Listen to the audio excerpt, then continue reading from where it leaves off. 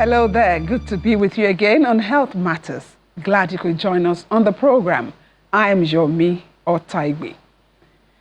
Today we'll be diving into something super important but often overlooked. I'm talking about mental health. It affects every aspect of our lives, from relationships to work performance and even our physical health. We'll explore ways to boost our mental wellness, manage stress, and support each other through thick and thin. But that's after we serve you the news making the rounds in the health world. In fact, this week, the world's attention has been focused on the promotion of some health conditions, one of which is World Sight Day, which is aimed at raising awareness about the importance of maintaining healthy vision. We have more for you on our news segment.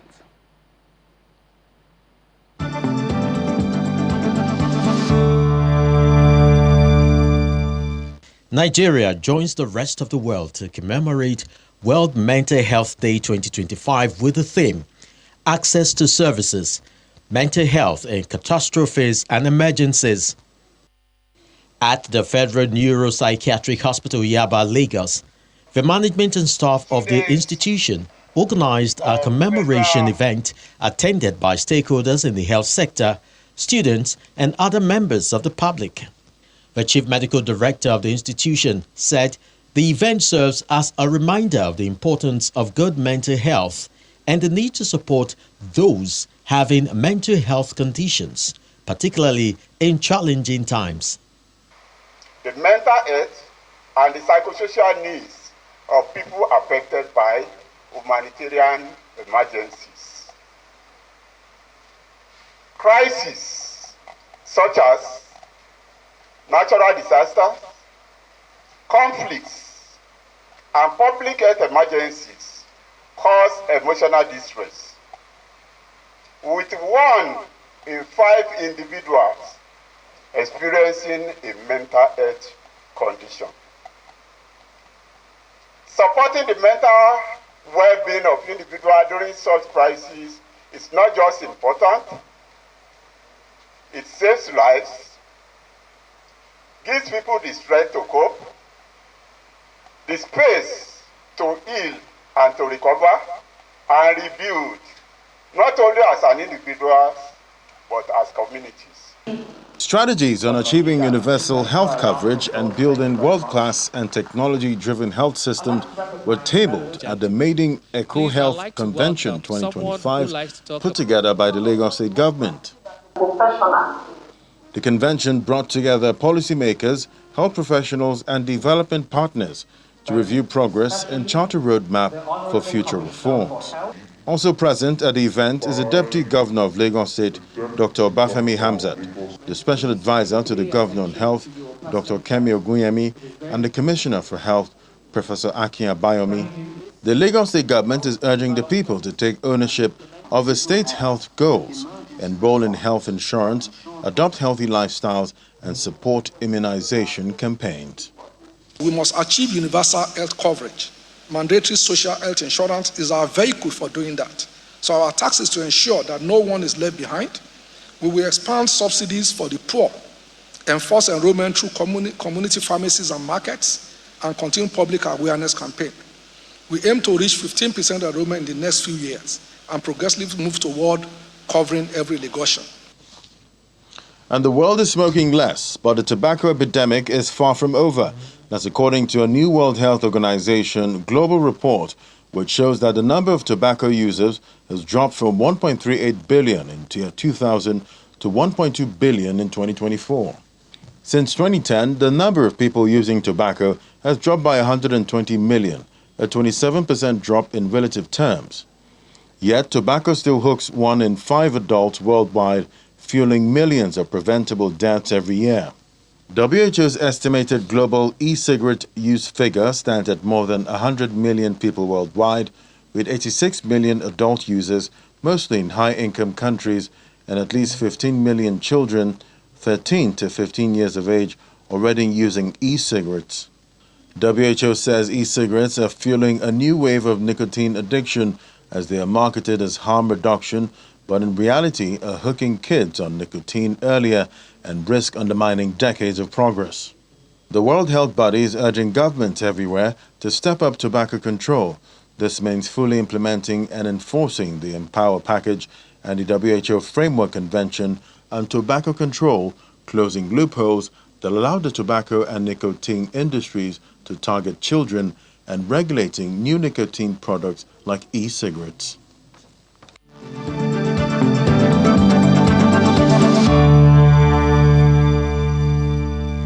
Thanks for staying with us. Our minds are like the control centers of our bodies, and just like any machine, they need little tender loving care to function properly. The World Health Organization says globally more than 1 billion people live with mental health conditions. What are the triggers for poor mental health, and how can it be optimal? You get insights into these questions and more from my guest, who is a clinical psychologist and managing partner at Hemisphere Consult, Olabode Daramola. He is also a member of the Nigerian Psychological Association and Nigeria Association of Clinical Psychologists. And it might interest you to know that Mr. Daramola is also a clergyman. Thank you so much for coming on the show. Thank you so much for having me. Thank you. So talking about mental health, the World Health Organization says there's no health without mental health. But what makes up good mental health? Well, thank you very much. Like you have mentioned earlier, mental health is actually the mother of all health. Because without a good head on our shoulder, we'll not be able to function appropriately. When someone is mentally well, it means they can actually realize their full potentials. They are thinking appropriately, feeling appropriately, and behaving well. If someone is mentally healthy, they can actually initiate and sustain social belongingness. They can relate well with people, and they're actually even functioning well. They are meaningful to themselves and to their society without constituting any challenges to the society. And then, of course, if somebody is unwell, you get to notice. But it's unfortunate that, the world that we are in now, the lines between illness and wellness is getting thinner by the day. And even when we see these things, people get to ignore. But we just have to pay attention to ourselves. You look at people, there are 3 things we refer to. You take a look, you listen, and then you link people to access to wellness. You take a look, you listen, and then you link people to help. To help. Yes. Okay. Now, what are some of those triggers too that can, cause an imbalance when it comes to mental health? Oh, thank you so very much. We have the biological challenges where you have, since you mentioned imbalance, the imbalance in neurotransmitters, these are brain chemicals, can actually cause mental health issues. For example, depression, which is quite common. Depression has been like a basket category for almost everyone. For people who come into the clinic without even any form of assessment, they will tell you, I think I am depressed. So for depression, there's imbalance in neurotransmitters. These are brain chemicals, acetylcholine, dopamine, and norepinephrine. They help mood regulations. And when they are in balance, an individual will definitely have a challenge. But having said that, for mental illness to take place, there's an interplay between nature and nurture, which is heredity and then the environment. So there are a lot of, we can call it biopsychosocial factors that can predispose an individual to mental illness. I have mentioned the imbalance in neurotransmitters, but what about social issues? Issues like rape, rough sleeping, even financial insecurity, unemployment, underemployment. We have a lot to talk about. There's a lot of challenges to go around for everyone.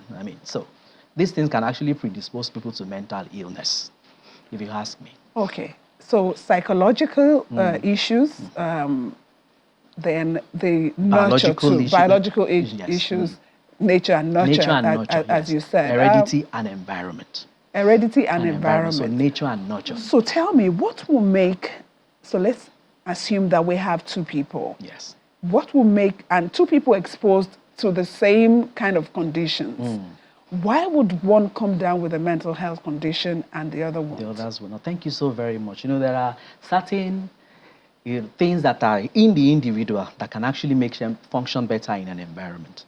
For example, I've seen two people go through the same condition, raised by same parents in the same environment, and yet there are challenges. The others could be heredity. For example, for mental health issues, irritability rate is there. For example, when you mention depression or even psychosis, the fact that somebody, maybe a family member, has been there before, or there's something under the waters for a family member, it could make it happen to another person. So irritability can be up to 50%. And another thing is the support that people have. We may be going through the same thing, but what are the social support that are available to us? Our friends, our family members, what group do we belong to? Our social groups can actually help. And then sometimes we may not want to cast away the issues about religion. Belonging to a group, worship, praise, music, and things like that have actually helped to stabilize mental health, according to researches. So two people can be going through the same thing, but whatever it is that they are exposed to, and then the way they internalize and interpret the situations, because we all interpret situations differently. We do. I can remember when COVID came and we're all locked down. There are people who felt, oh, I just have to go out there. Nobody can keep me down. And there are those who felt, well, if staying at home will keep me alive at this time, then I can go ahead and we'll just see it out. So two people can go through the same things, the way they interpret it and internalize it, and even how they then go for help can actually help people to be better. And then when people go through situations, it's better to know that there are people who have been there before. You are not the only one who have been through the same. And so if you are open enough, then you will want to seek help. So our help-seeking behavior is also very important, in knowing whether we're going to be able to cope or not. Yeah, so seeking help sometimes, expose people to talking about things that are private to them, and there's the fear, again, of stigma. Yes. We'll get to that, but let's stay with the nature that you mentioned. Okay. So you really can't do anything about that, I guess. Yes, those so are you would inherited factors, but the fact that somebody in the family has been down with some form of mental illness doesn't mean that it's going to happen to you. So if you know that certain things run in the family, then you can actually guide against them by what you eat, the things you do. If you already know that there's this thing that is under the water here, then you have to be very careful not to even go near alcohol or maybe smoking, things that can actually predispose you to such an illness. So heredity entirely, there are other things that we need to do to be able to manage it. And at the same time, if you already know that something exists, as an individual, you take it upon yourself to go for mental health status examination. It's something that a lot of people don't want to do. Naturally we'll go to see a physician. Seeking, habits. Okay, so now nature, you say you can try to help yourself by knowing, okay, this happened to my uncle, this happened to my auntie, I need to also watch out and make sure. Avoid certain things. Now nurture, as you said, some of the things that we see in the environment, some of the things habits that we also form. Let's talk more about that. You mentioned substance abuse. Yes. Thank you so very much. Use of substance is indeed very common now as we are. A lot of people see it as a way of coping, but I can pretty much tell you it does a lot of damage, uncontrolled damage to the body. So when people take substances, alcohol, what they would do is to actually impede the good function of these neurotransmitters in the brain. As mentioned earlier, the brain chemicals, they help you to function better and to think better. So when we take substances, it will alter the nature, in fact, the structure and the function of those brain chemicals. And that way, one cannot think well and they cannot behave well. So a lot of people will just tell you, I'm just taking it for a while, I'm using it as a getaway. But with time, the challenges are going to be there and it can really become more debilitating. So it can predispose one. And then one of the environmental factors that we really need to deal with is the issue of loneliness. We now live in an environment where neighbors don't check on themselves. Loneliness can actually predispose people to mental illness. Being alone, nobody to talk to, nobody to discuss with. You come back from work, you can't just speak to people. It is important that we criticize. Human beings are gregarious in nature. And so that nature of speaking to people, having someone to discuss with, is very, very important for our mental health stability. And we must not neglect that our coming together. Somebody will say, I don't need you, you are on your own. All those kind of cliches that we use, it's not going to help anybody. We need to be there for one another. If somebody is going through this, we need to find out, how are you doing? What can I do to make things better for you? It doesn't have to be money. Listening to people without judging them will help a long way. And you don't have to tell people to snap out of it. I mean, oh, come on, you're not the only one going through. You need to snap. That's why a lot of people will not even want to seek help anyways. Because they believe that, oh, You it's a sign of weakness, and people can and actually complicate what they are going through. Yeah. So a lot of people don't want to seek help. But I tell people, seeking help is not a sign of weakness. You are stronger and better, especially when you talk about it on time. You have some physical ailment, they will tell you, oh, this thing is now in stage 3, stage 4. Depression, anxiety can be like that as well. It becomes a disorder that is now very difficult to deal with. But if it is early detection or prevention, will make things better. So when people are going through challenges, please speak up on time. And you must speak to the right people. And as lay people, each and every one of us must even be first aiders. When people come to you, even if you can't do anything about it, listen and then help them look for help. Many a times, those who are going through mental health challenges, they don't even know on their own. But you can notice their personal hygiene is being affected. I was coming to that. I was coming to that. You've mentioned anxiety and depression as some of those common mental health challenges. We'll look at differentiate both. But is there any other one? Any other? Yes, we have anxiety, we have depression, and there's also schizophrenia, in which a good number of people do not want to speak about. And that schizophrenia is, if somebody has gone psychotic and he has schizophrenia, that means the person is already on the streets. There's clear loss of touch with reality. And like people will call it, they say that's the real madness, quote and unquote. So we have anxiety, there's depression, and also schizophrenia. Those are the common ones, but there are so many of it. And time will not help us to So let's focus on these three. Maybe I'm hoping that we are able to trash all of them. Anxiety, what differentiates it from depression? From depression. No, thank you very much for that question. Anxiety and depression, they're like two sides of a coin. They can exist differently. They can actually also exist together. And one can even lead to the other. But anxiety is clearly different from depression. When we speak of anxiety, coming into the studio now, before our session, everybody could actually feel some form of anxiety. Is everything going to go well? What if the cameras don't go too well? What if I can't even speak appropriately? It happens to everybody. But it becomes a disorder if at the end of the day, we're not able to go on. If somebody begins to have a panic attack here and now, out of anxiety, that feeling of worry that something is just going to happen, even when it's not happening. So that's anxiety on one side. Then the depression, when we talk about depression, speaking about the etymology now so that we can understand it better, it is formed from a Latin word, deprimere. Two Latin words are combined together. The de there means down, and depression means to press. So depression is actually the pressing down of the mind of the soul. But speaking more scientifically, depression is a mood disorder that causes persistent sadness and loss of interest in pleasurable activities. So the person who is depressed will be sad. Sadness that goes on for about 2 weeks and more. And then such a person will now lose interest in whatever it is they loved to do before. Maybe the person loves to play football, loves to be singing or teaching. They just want to lose interest totally. They wake up and they don't want to wake up. And then they can no longer, it gets to a point where they can no longer function. That's depression. And then the third one, which is schizophrenia. In fact, a lot of people, the buzzword usually will be depression, but anxiety is even getting more common. And then the third one that I mentioned, schizophrenia. Schiz, splits, phrenia, the mind.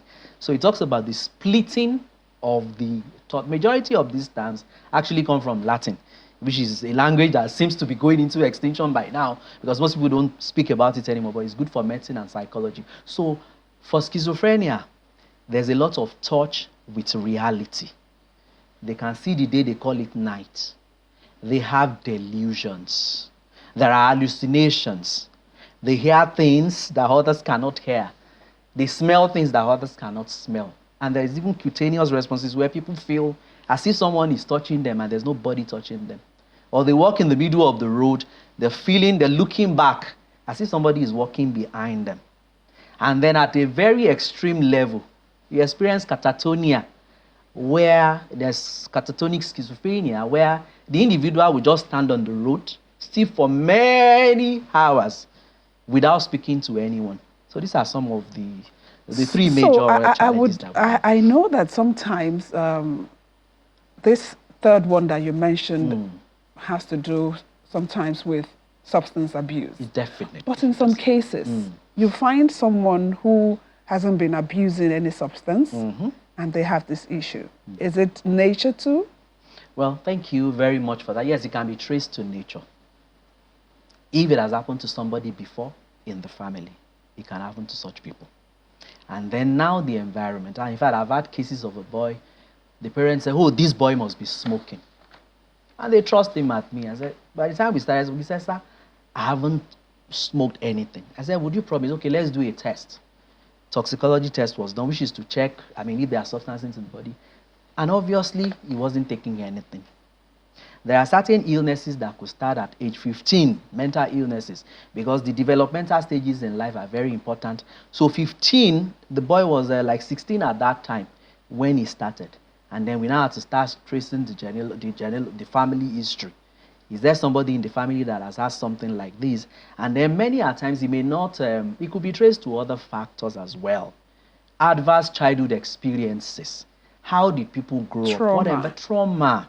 What environment? And then another physical cause could even be head injury.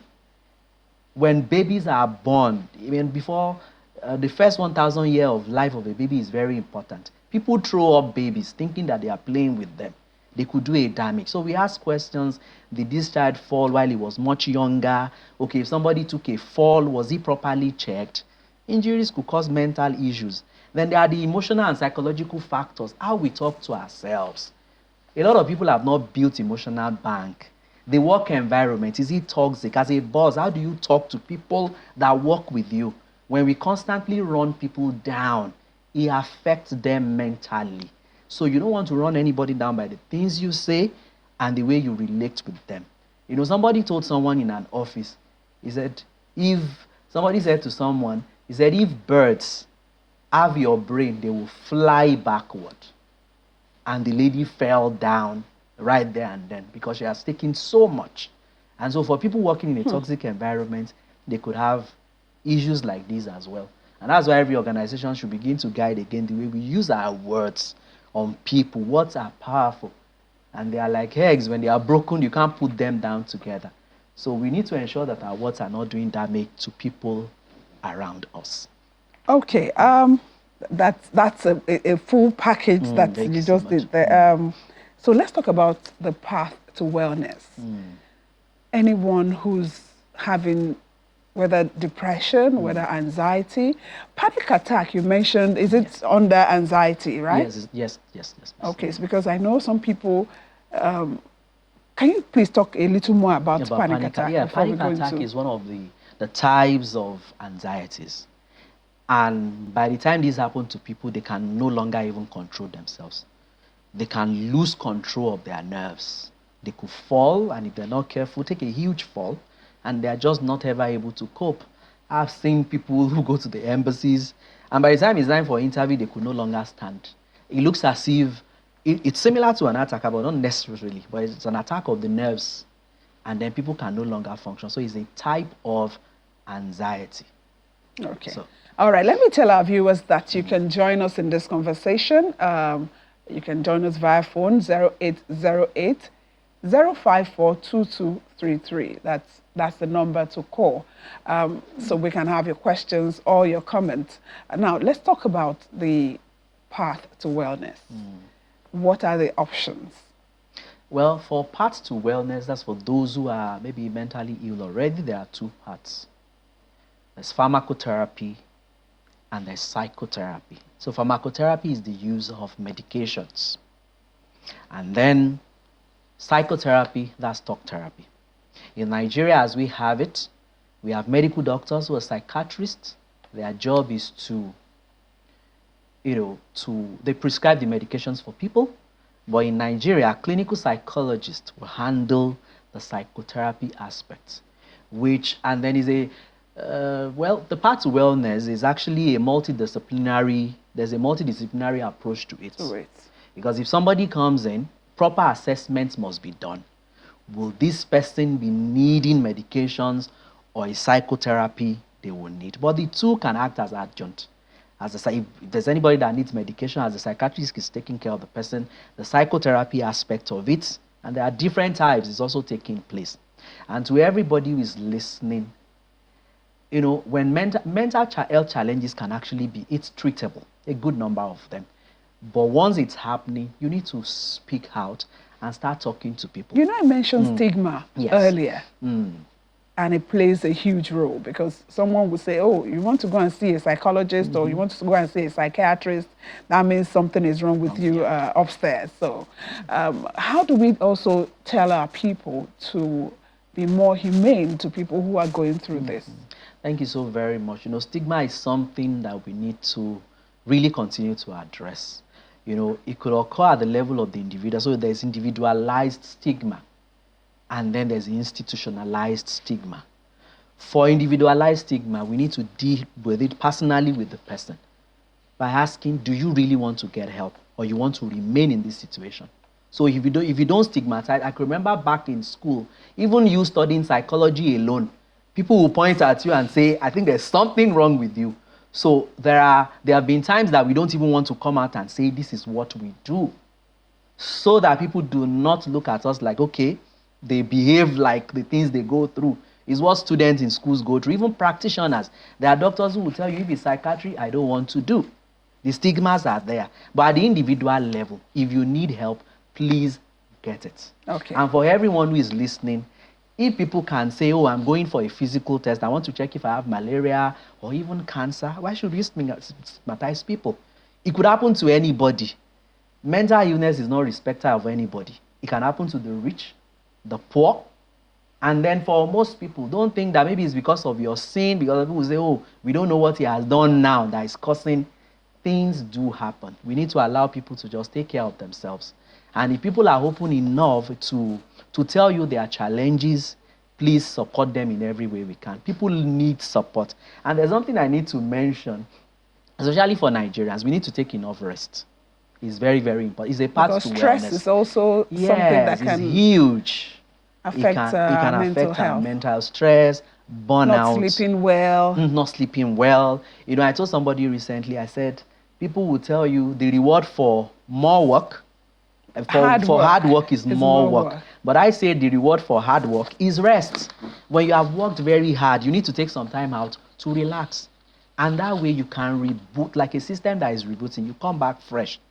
And I want to encourage all organizations in Nigeria, allow people to take some time out, even at work.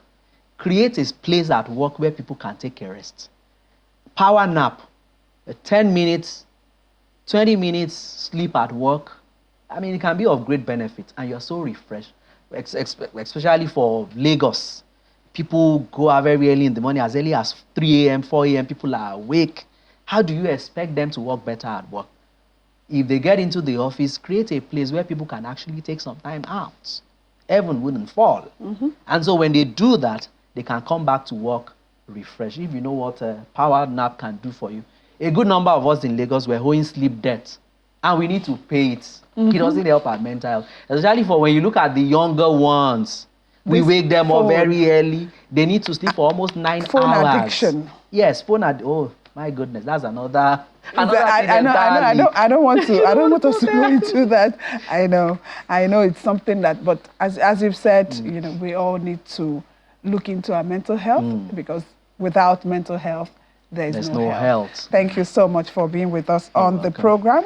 My guest has been a clinical psychologist and managing partner at Hemisphere Consult, Mr. Olabode Daramola. Thank you so much for your time. Thank you so much for having me. Thank you.